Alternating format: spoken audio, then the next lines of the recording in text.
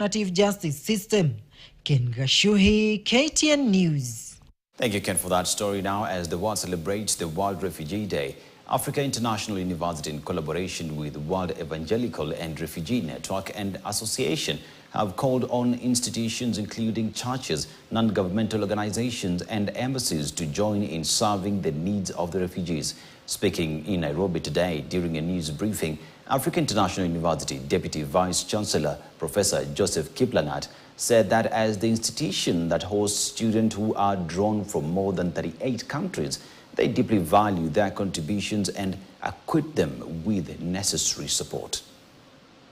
We stand in solidarity with all refugees in Kenya, Africa, and around the world.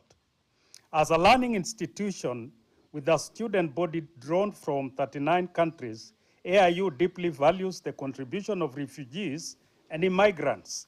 We see their potential and are committed to ensuring a welcoming environment where they can thrive academically, socially, and personally.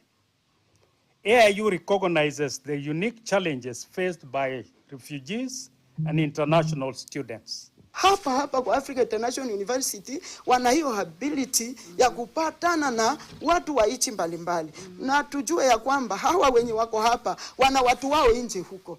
So kupitia Africa International University mnaweza reach the world without knowing. Let's now head to Laikipia County, where Kikuyu elders have